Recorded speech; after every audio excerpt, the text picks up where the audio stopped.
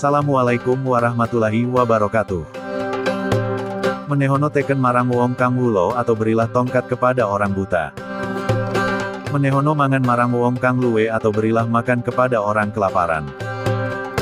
Menehono ngiyup marang wong kang kodanan atau berilah tempat berteduh kepada orang yang kehujanan. Menehono busono marang wong kang mudo atau berilah pakaian kepada orang yang telanjang. Itulah catur piwulang dari ajaran Sunan Derajat yang dikenal luas oleh masyarakat. Tapi siapa sebenarnya sosok Sunan Derajat yang terkenal dermawan dan baik budi pekerti ini? Kami akan menerangkan secara singkat mengenai sosok adik dari Sunan Bonang ini. Sunan Derajat lahir pada 1470 Masehi. Nama kecilnya Raden Kasim. Dia merupakan putra Sunan Ampel, dan bersaudara dengan Sunan Bonang. Dia memiliki gelar Raden Syarifuddin dan Sunan Mayang Madu. Sejak kecil, Raden Kasim terkenal karena kecerdasannya. Dia belajar ilmu agama Islam langsung dari Sunan Ampel. Saat dewasa, dia mendirikan pondok pesantren dalam Duwur, di Desa Derajat, Paciran, Kabupaten Lamongan. Sunan Derajat juga dikenal dengan jiwa sosialnya yang sangat tinggi, terutama kepada fakir miskin. Menurutnya, hal pertama yang harus dilakukan adalah mengentaskan kemiskinan, baru kemudian mengajarkan agama Islam. Selain belajar Islam dari ayahnya, dia juga banyak belajar kepada kakaknya Sunan Bonang, di Ngampel Gading atau Ampel Denta. Dia juga belajar agama Islam dari Syarif Hidayatullah Sunan Gunung Jati Cirebon. Di Cirebon, dia bertemu dan jadi saudara seperguruan Pangeran Mahdun, Pangeran Welang, dan Pangeran Aryadila.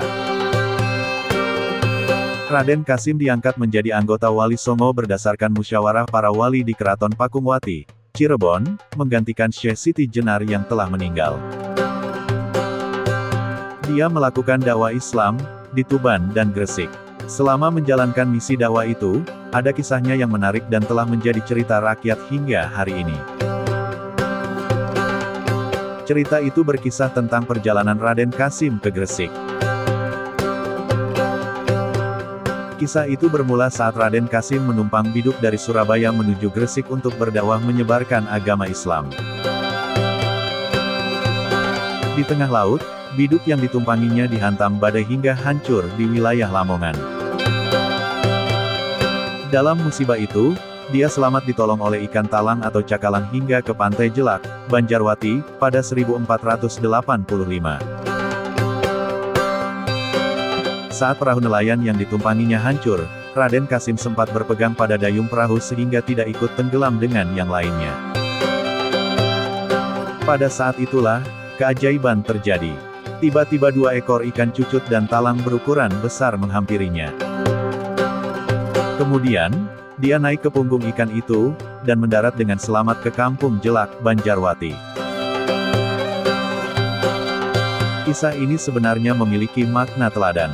Dengan mengambil kisah Sunan Derajat itu, diharapkan masyarakat dapat mengambil hikmah tentang cara menghadapi bencana atau rintangan dalam mengejar cita-cita yang luhur pasti akan mendapatkan keselamatan dari Allah. Di tempat ini, Raden Kasim disambut tetua kampung, yakni Mbah Mayang Madu dan Mbah Banjar. Keduanya sudah memeluk agama Islam. Raden Kasim lalu menetap di Jelak dan menikah dengan Kemuning, putri Mbah Mayang Madu. Dari ini, dakwah Sunan Derajat bermula. Awalnya, dia mendirikan surau yang lalu berkembang menjadi pondok pesantren. Dari Jelak, Raden Kasim masuk ke pedalaman, yakni ke perbukitan Derajat. Saat itu, kawasan ini masih berupa hutan dengan pepohonan yang cukup lebat. Ditemani kakaknya Sunan Bonang, dia lalu menghadap Sultan Fatah. Kepada Raja Demak itu, Sunan Derajat meminta izin membuka hutan dan tinggal di perbukitan Derajat. Permohonan ini lalu diluluskan oleh Sultan Fatah. Dengan cepat, perbukitan Derajat menjadi mercusuar dakwah-dakwah Raden Kasim. Yang dikenal dalam metode dakwah Raden Kasim dari Bukit Derajat ada 3, terdiri dari pendidikan, dakwah, dan sosial. Misi sosial Sunan Derajat tidak pernah ketinggalan dimanapun dirinya berada. Hal ini membuatnya sangat dicintai fakir miskin. Dalam dakwah, dia menggunakan media gending-gending dan pangkur yang diiringi dengan gamelan. Sedangkan pendidikan, dilakukannya di masjid-masjid dan pondok pesantren. Sementara sosial, dilakukan dengan jalan membenahi keadaan sosial ekonomi masyarakat Jawa Timur yang mengalami krisis, pada abad ke-15 dan 16.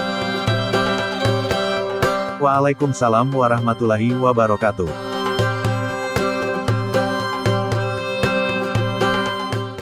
Perayaan tradisi peringatan Malam Satu Suro menitik beratkan pada ketentraman batin dan keselamatan. Karenanya, pada Malam Satu Suro biasanya selalu diselingi dengan ritual pembacaan doa dari semua umat yang hadir merayakannya. Hal ini bertujuan untuk mendapatkan berkah dan menangkal datangnya mara bahaya. Masyarakat Jawa pada umumnya selalu berusaha untuk mendekatkan diri kepada Tuhan Yang Maha Esa dan melakukan hal kebaikan sepanjang bulan Satu Suro. Tradisi saat Malam Satu Suro bermacam-macam tergantung dari daerah mana memandang hal ini. Sebagai contoh tapa bisu, atau mengunci mulut yaitu tidak mengeluarkan kata-kata selama ritual ini.